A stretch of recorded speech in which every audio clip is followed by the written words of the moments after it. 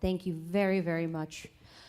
So we're going to open the floor for questions, and this portion of questions, if there are any commentaries or lengthy discussions, please know that we'll be able to have these after the panels, during lunch if you want to get together, or the peace event that's happening later this evening. So I saw one question here, and then I have another question over there, and then here. Hi, Kira Norieli with Harmony Strategies Group. I'm curious, in both situations, you're looking for acknowledgement and reconciliation based on the harms that were done. What is the resistance that you're seeing to these efforts? Why is this not happening? I'm curious, it sounds like it makes sense. So what are the other forces at play that are preventing this from being acknowledged and for reconciliation, reparations to proceed, for both of you? Well, you both can answer the first question, and we'll get to the other questions. So I think because there was World War, and in Ottoman Turkey was many problems, they want to have area. And that's because so they have financial problem too. And as we know, Armenia was very rich, and that's because they need money and they need area. And that's because they need many migrants was after war, Balkan wars. After Balkans war, many migrants was, and the government don't know what can he make with these migrants. So they need home, they need apartment, they need something else. And so the genocide program was made to be choose many problems such as this, I said.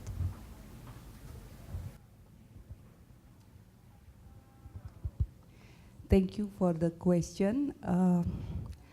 The reconciliation up to now is, in our opinion, based on our research group, has not been done properly, because it's still stress on the top-down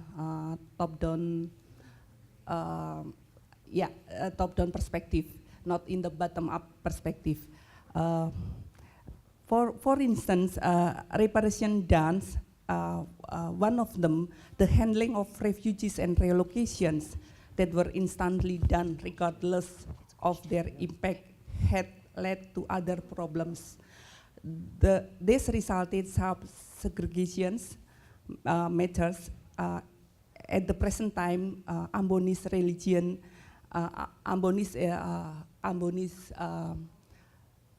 segregation, there is a segregation domicilian regarding Christian and Muslim Ambonese. At the present time, to know Ambonese religion affiliation can be simply done by knowing where they live. This segregation creates prejudice and cultural isolation. But I think that nowadays, the activists began exploring an alternative route toward reconciliation.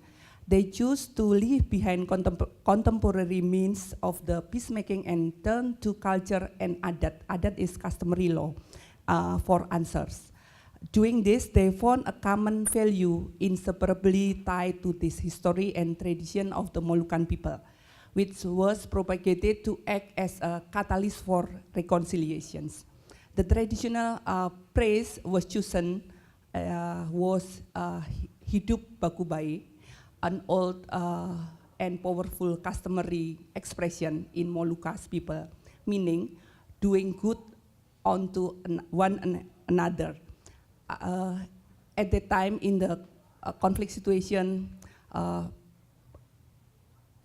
saying peace is taboo. But when we say it about Bagubay, the meaning is similar. They can accept this praise. That's why, by basing their efforts on a common cultural sentiment between Muslim and Christian groups, peace activists were able to successfully mend the highly polarized society and reinstate peace talk and reconciliation. Borrowing from the praise, this movement came to be known as Gerakan Bagubay or Bagubay movement nowadays.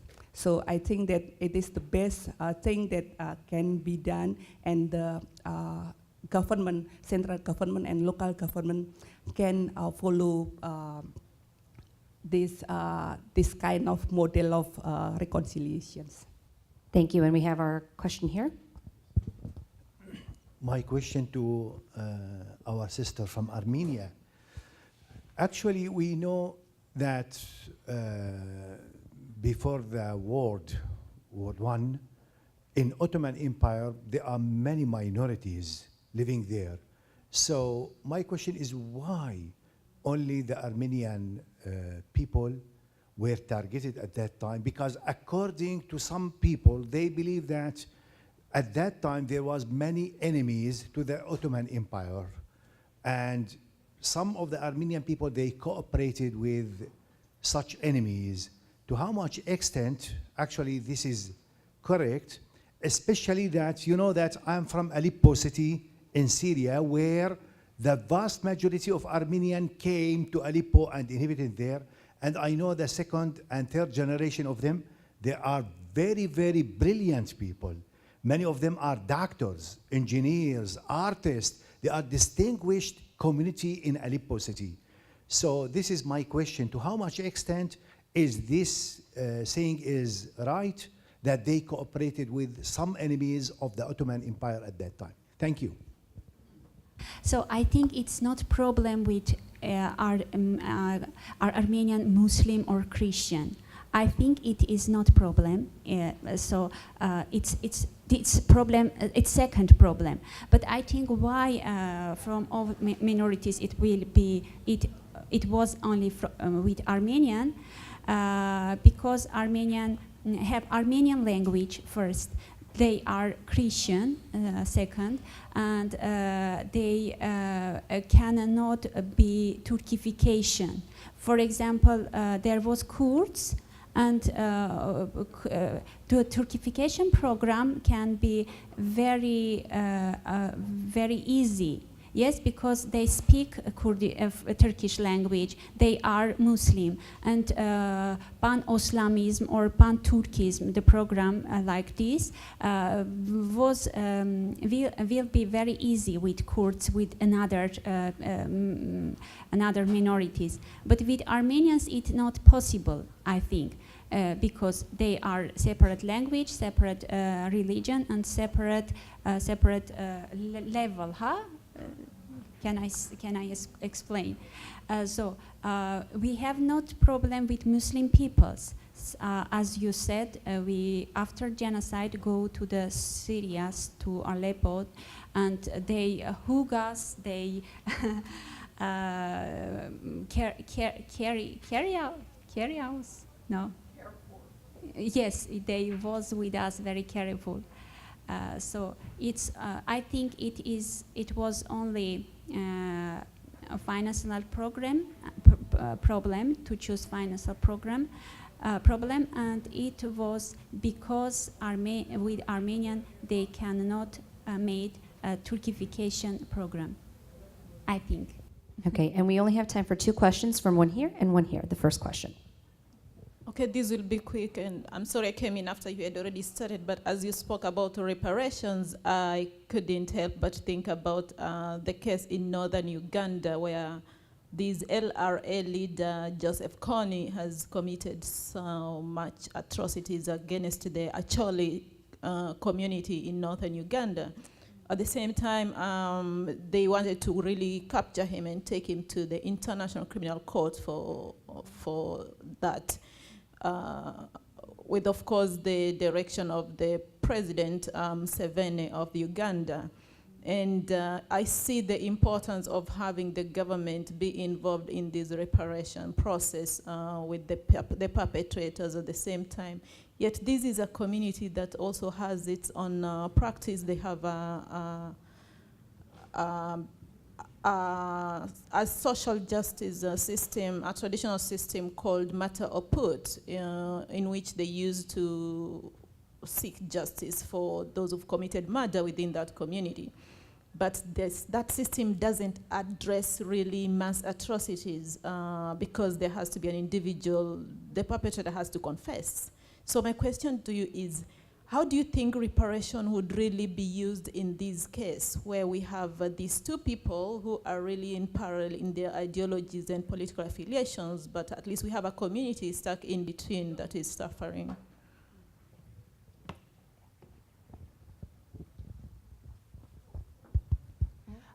We do believe that we have to find the common values between the two groups, two religions, and the common value that must be enlivened, that must be revitalized by the government. This is the important thing, to enliven the local value, to returning the local value, and to strengthen the capacity of the local leader.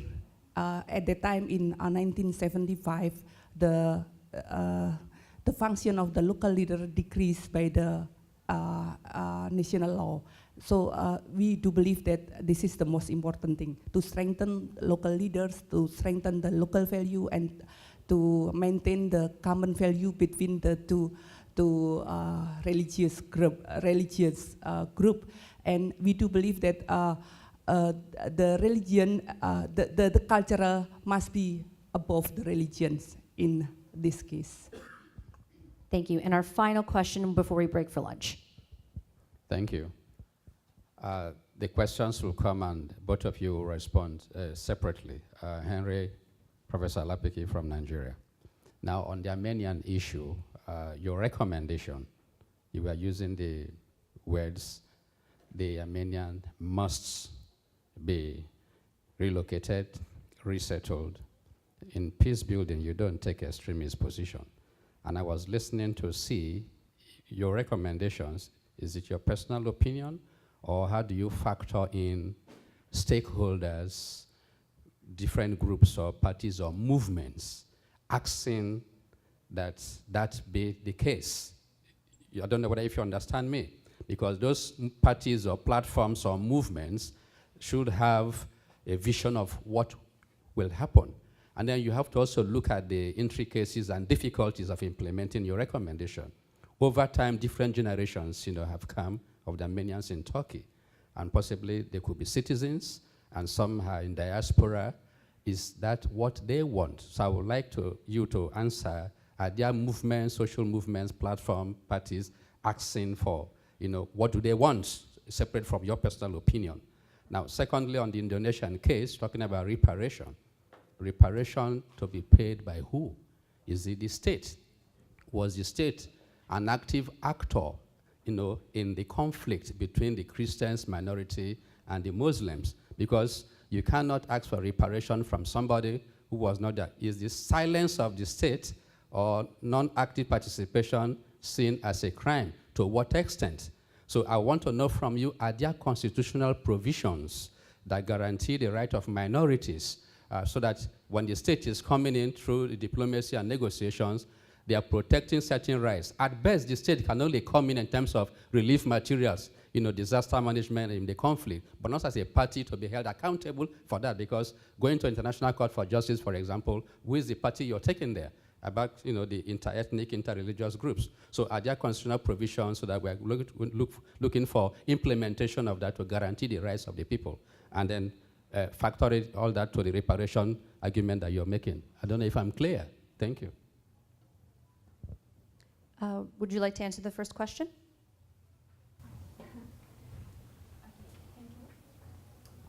Thank you for the question.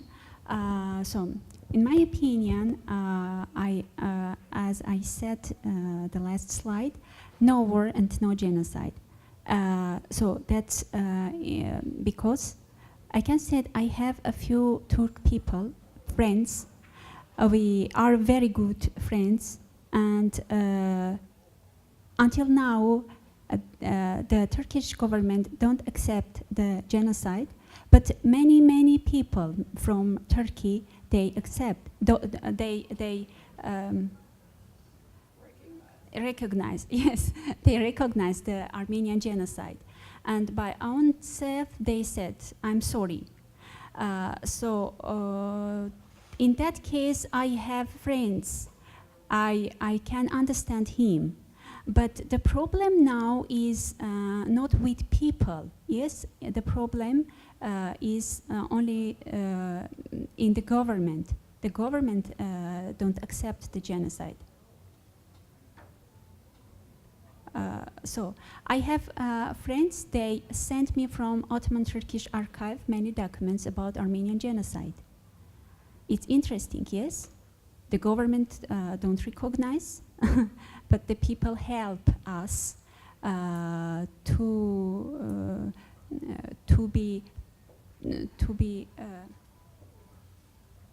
the people help us because they want to have Nachbarn, have a good relationship, and have no problem in this area.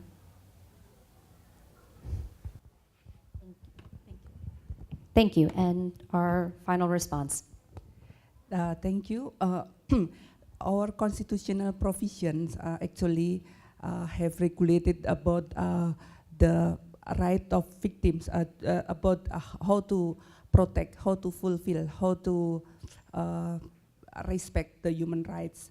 But the implementing law, especially in the reconciliation, in the reparation program, is not clear enough until now. And then nowadays, some activists are asking to going back to the customary law because in our opinion, the customary law is the best way to giving back the cultural value or the cultural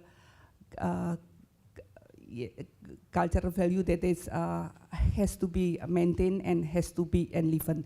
So sometimes we do believe that to get reparation programs, it's very thoughtful in our legislation because it needs to have a kind of perpetrator that come to the trial, and if the perpetrator that who do the violation of human rights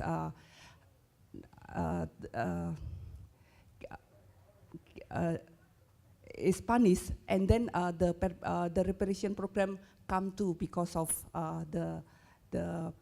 the judicial decision. But when the perpetrator can do not punish, and then the issues of the reparation program was elaborated because there is because the reparation program is only an accessory issues that cannot be independently sued by the victims. Thank you. Well, let's give them a round of applause.